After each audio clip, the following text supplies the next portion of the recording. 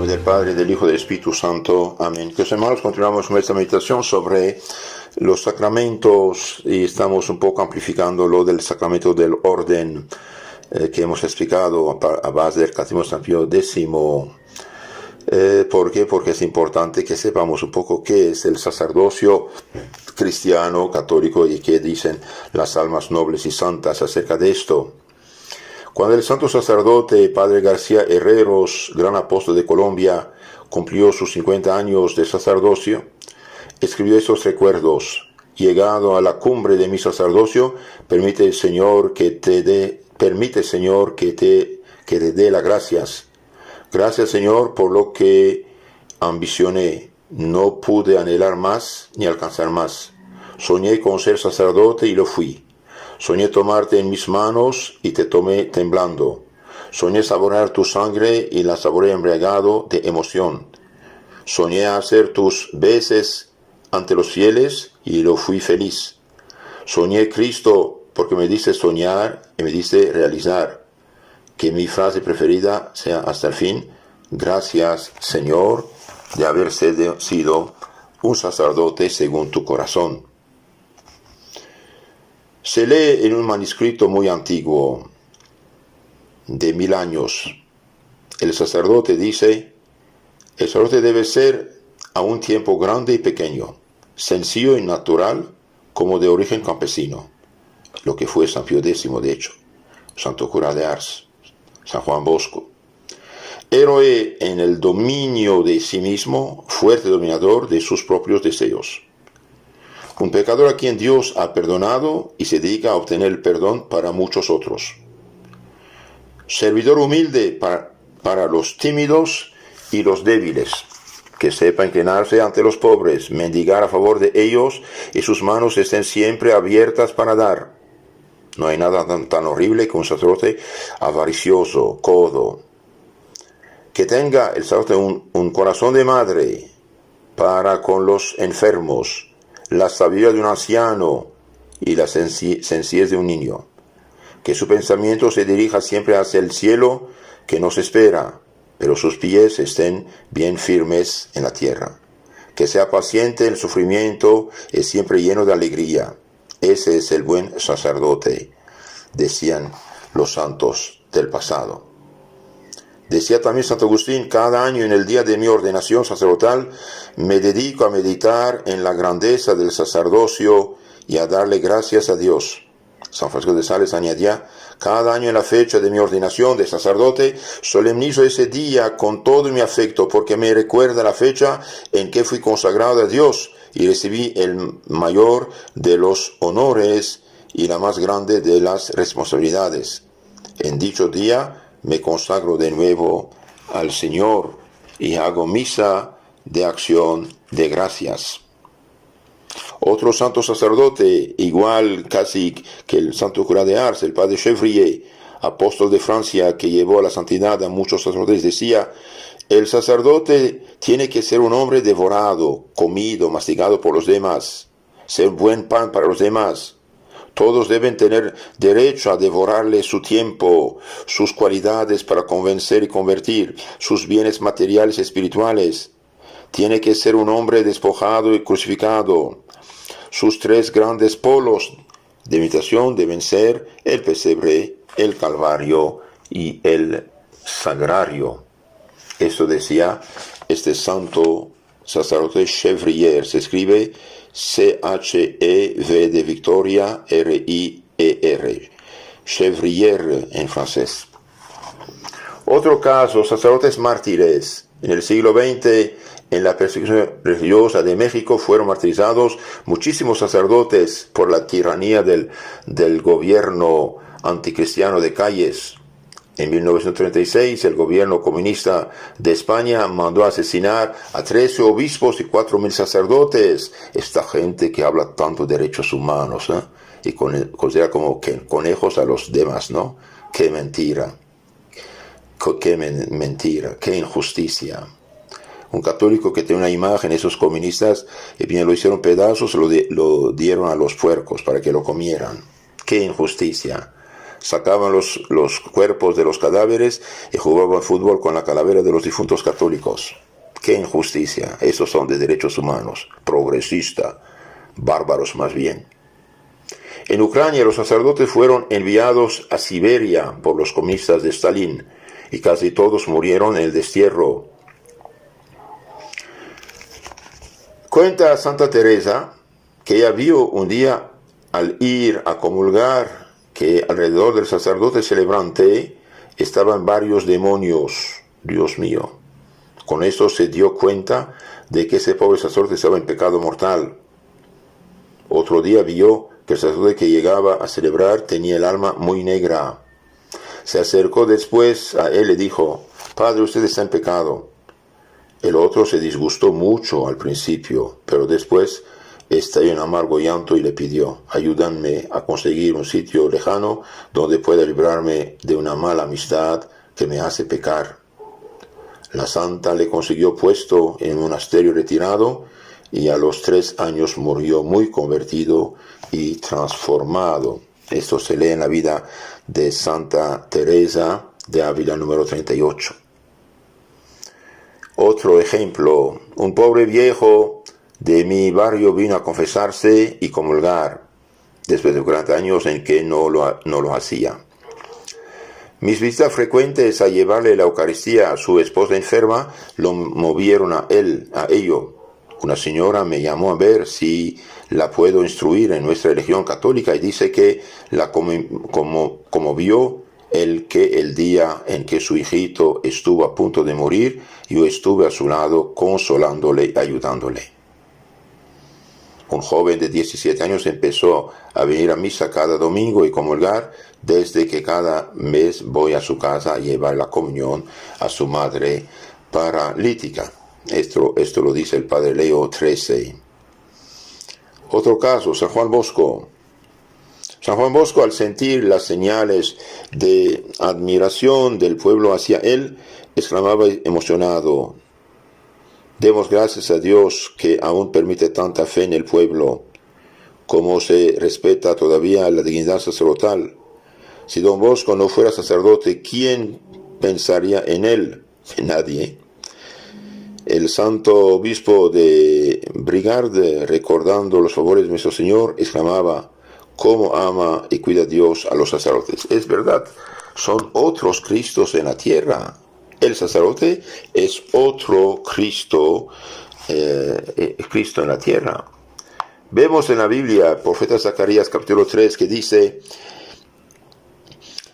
que vio en visión: vi al sacerdote delante del trono de Dios y tenía vestidos muy sucios y Satanás lo acusaba. El ángel dijo: quítenle los vestidos sucios y póngale vestido de fiesta. Y se oyó una voz que decía: tu pecado ha sido absuelto. Si andas por mis caminos y cumples mis mandamientos, dirigirás mi pueblo y serás el número de mis amigos.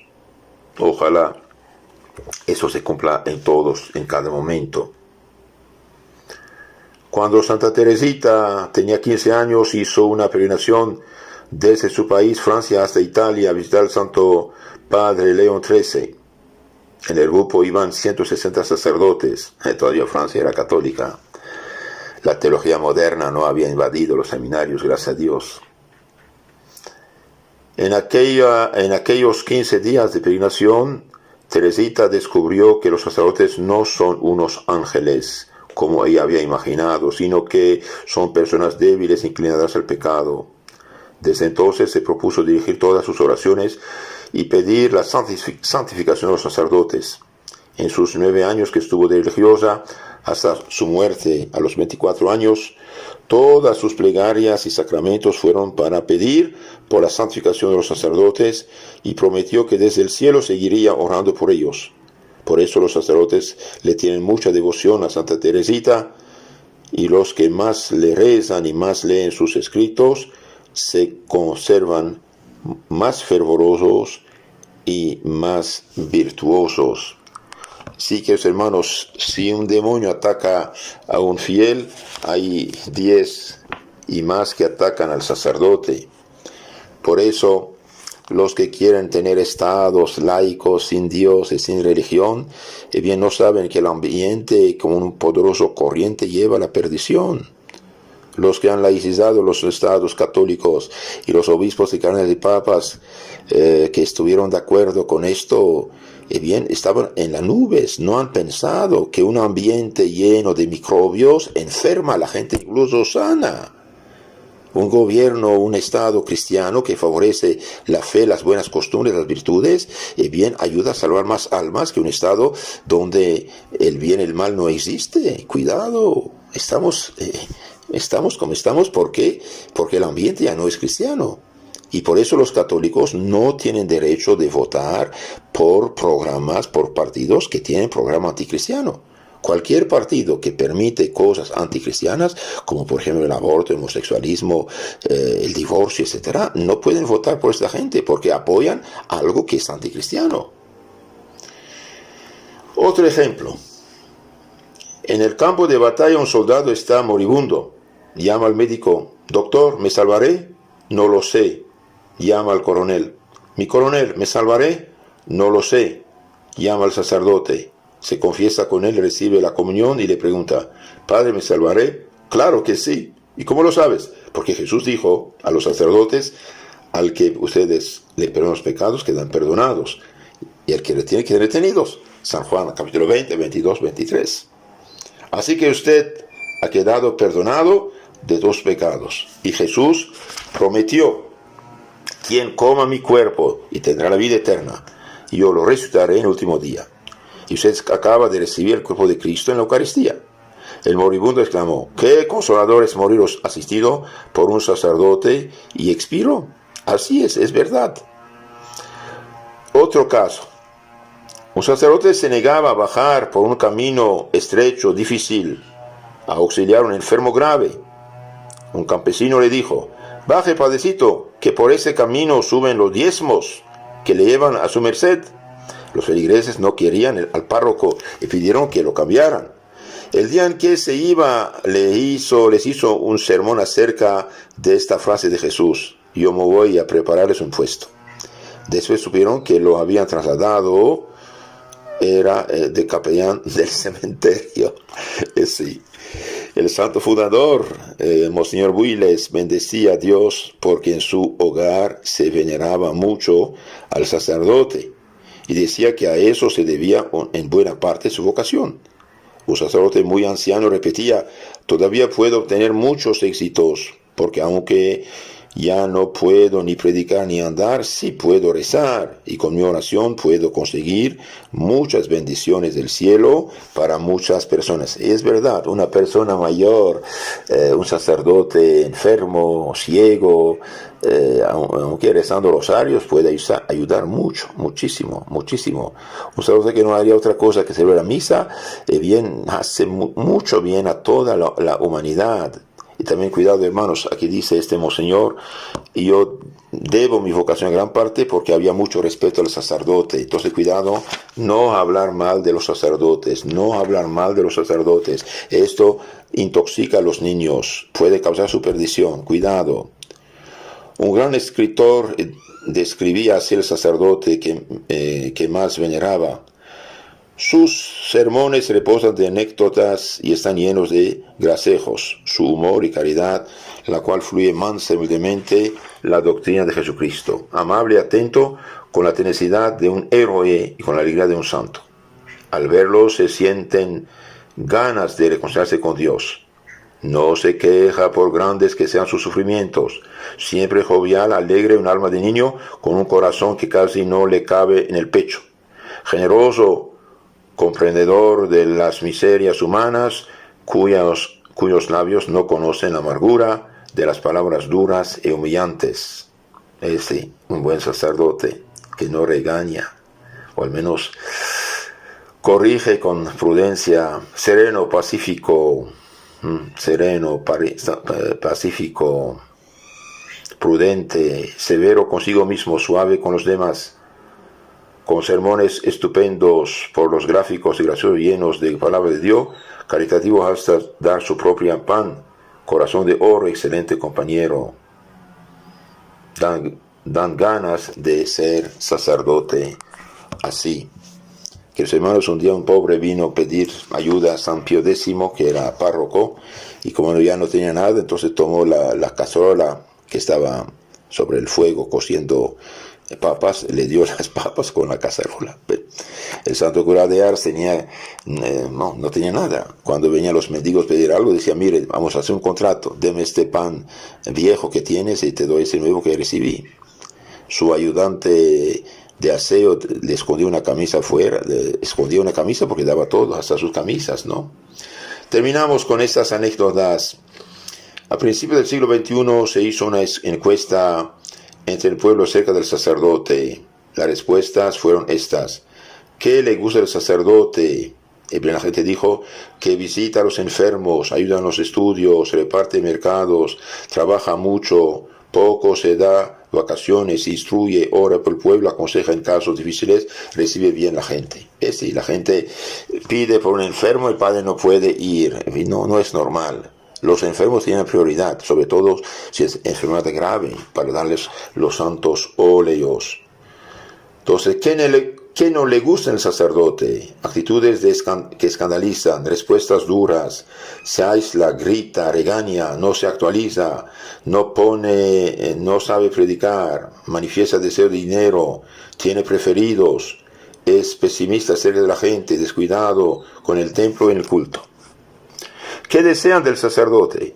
Que demuestre mucha paciencia, elevación del alma, que demuestre cariño a los demás aunque estén equivocados para ganarlos a Cristo, que trate siempre con delicadeza a todos, que demuestre comprensión en los problemas y dificultades, que sea prudente al manejar las informaciones recibidas y que se muestre amigo de la gente, más bien padre, que se esfuerce por mejorar su genio, que predique más positivamente, pues no solamente hay cosas malas, sino también cosas buenas que deben escuchar. ¿Y qué debemos hacer por el sacerdote? Dar gracias por sus defectos y cualidades que los vuelvan más comprensivos con los pecadores. Aguantar sus estallidas de ira, pues yo no tengo que aguantar sino a un solo párroco, y él tiene que aguantar a miles de feligreses. Darles demostraciones de aprecio y de caridad. Queridos hermanos, en resumen, el sacerdote es otro Cristo en la tierra, tiene los poderes de Cristo y claro, debe también practicar las virtudes cristianas. El sacerdote no es un hombre como los demás, no es verdad, es el hombre de Dios, el hombre que tiene en su mano las llaves del paraíso, Por eso, dichosos los fieles que tienen sacerdotes que confiesan, porque el confesionario es donde las almas se liberan del pecado. Entonces pidamos al Señor que nos dé buenas y santas vocaciones. Les aconsejo de ayudar seminaristas, por ejemplo, ofreciéndoles libros de santos, pero libros buenos, cuidado, libros antiguos, porque en los nuevos a veces hay cosas que no son muy buenas. Por ejemplo, Monseñor Trochu, Vida de Santo Cura de Ars, es muy bueno, es excelente. Vida de Santo Cura de Ars, Vida de Don Bosco, Vida de Santo Ignacio, claro, Vida de Santo Padre Pío. Todo eso se puede ofrecer a los seminaristas, a los sacerdotes. También ofrecerles la suma teológica de Santo Tomás de Aquino, por ejemplo, sea la completa, en latín o español, si saben en latín, si no en español, por ejemplo. Y también hay la suma resumida, muy buena, en forma de catecismo, la suma teológica en forma de catecismo, y ofrecer libros de los santos, en libros antiguos dije, porque a veces en los nuevos hay unos comunistas de disque teología de la liberación, más bien un comunismo disfrazado que trastornan las cosas para trastornar la cabeza de estos pobres jóvenes. Esto no es correcto. No es correcto. Hemos pagado muy caro esta disque teología de liberación que no liberó nada, sí causó el caos actual. las sectas actuales son causa de las guerras civiles que tuvieron esos países de América Central, por ejemplo. ¿Y por qué? Y porque los curas, en lugar de hacer cristianizar, evangelizar, catequizar sobre las almas, se pusieron a hacer de políticos. ¡Qué desastre!, ¿no? ¡Qué desastre! Esto no se hace. Hay la política de Dios, salva las almas. Hemos visto, como dice Santo Cura de Ars, donde hay fe, hay caridad, donde hay caridad, hay tranquilidad y hay justicia. El cura que hace su deber de cura y bien abre la puerta hasta del bienestar económico.